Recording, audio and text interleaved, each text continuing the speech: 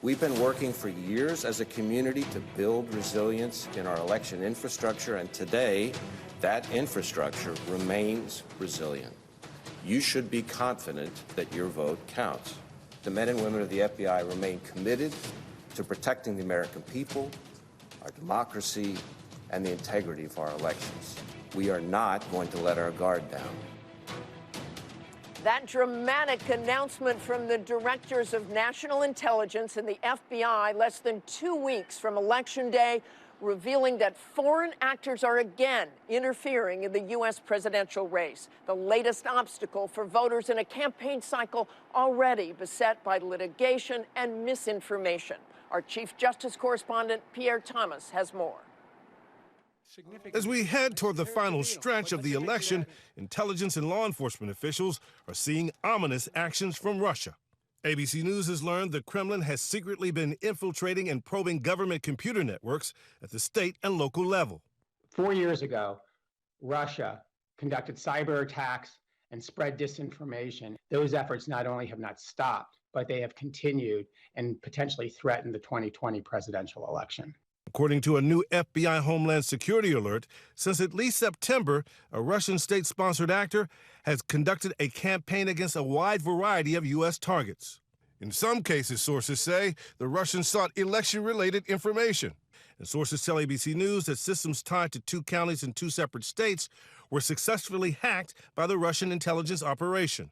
We are not going to tolerate foreign interference in our elections or any criminal activity that threatens the sanctity of your vote. According to sources, while no election information was altered or changed, and none of the moves compromises Americans' ability to vote, the efforts allowed Russians to obtain information about voter registration, which could be used in disinformation campaigns. And in a hastily arranged and highly unusual press conference, authorities warned that Iran is actively plotting as well, secretly obtaining voter registration information and weaponizing it to target Democratic voters in Florida through a series of threatening emails. When you first read that somebody has your address and that they would like to come after you, my first thought was like, oh my God, am I safe? And 9 days before the election, tensions running incredibly high. Unsubstantiated claims about voter fraud creating the potential for real conflict. I'm urging my supporters to go into the polls and watch very carefully, because that's what has to happen. And unnecessary tensions on Election Day. Americans are protected by law to be able to cast their ballot free from intimidation and free from discrimination. Pierre joins us now, along with Kate Shaw, professor of constitutional law at Cardozo Law School, both of whom will be part of our election night team reporting on election integrity concerns. And Pierre, let me start with you. These fake threatening emails sent to voters were first divulged on Tuesday, and by Wednesday evening, officials were publicly blaming Iran. We know the Russians are trying to interfere as well, right? That's right. Martha, they're deeply concerned. While there's no evidence that this activity will impact someone's ability to cast a vote and have it recorded, the worry is that Russia is searching for weaknesses in the election databases with the goal of possibly waging a disinformation campaign. They appear to be seeking direct access to voters to sow division and unrest, possibly before the election and maybe just afterwards if we don't quickly know a result. Iran, aware of Russia's successes in 2016, is aggressively pursuing the same goal as they saw the Russians do. The Russians, though, are seen as a bigger, sophisticated threat. And Pierre, is U.S. intelligence better prepared now than in 2016? And what about concerns the Director of National Intelligence may be politicizing the intelligence? They are better prepared, Martha, but they're under incredible pressure to be transparent, to give American voters information in real time to let them know what the bad guys are up to. The bottom line is only get your information from trusted, credible sources. And if you have any questions about where and how to vote, call your local officials directly to get the information yourself. They should consider all this disinformation things to ignore. The bad guys can't stop them from voting. And as far as Director Ratcliffe, a number of my sources have expressed significant frustration because he's so tied to the president and viewed by critics as political. They point to the fact that in describing Iran's recent alleged attacks, he portrayed President Trump as the victim and did not mention one word about the Democratic voters who were also targeted. And Kate, do these breaches pose a risk to the integrity of the election itself, or does the specter of foreign interference do more to sow doubts about the integrity of the election?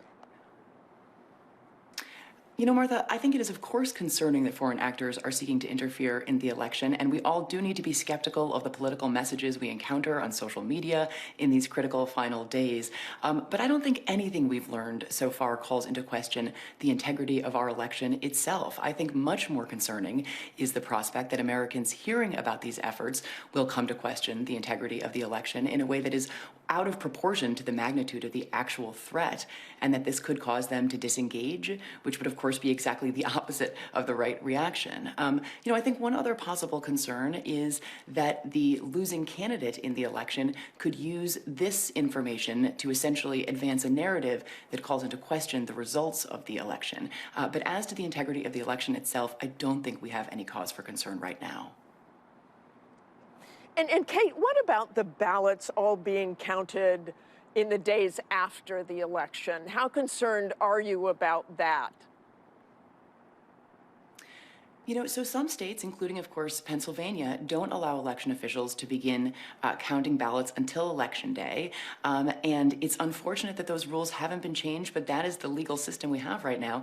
And so I think that, ballots being counted after Election Day will be counted consistent with state law. And so I think that, insofar as delay is concerned, this is a different election cycle than any previous election cycle. Nothing in 2020 is normal. And so I think there's not going to be cause for concern or reason to doubt the integrity of the process. If there is delay, it in fact just may be the system working as designed. Okay, thanks to you, Kate, and thanks to you, Pierre. We'll see you on election night. Hi, everyone. George Stephanopoulos here. Thanks for checking out the ABC News YouTube channel. If you'd like to get more videos, show highlights, and watch live event coverage, click on the right over here to subscribe to our channel. And don't forget to download the ABC News app for breaking news alerts. Thanks for watching.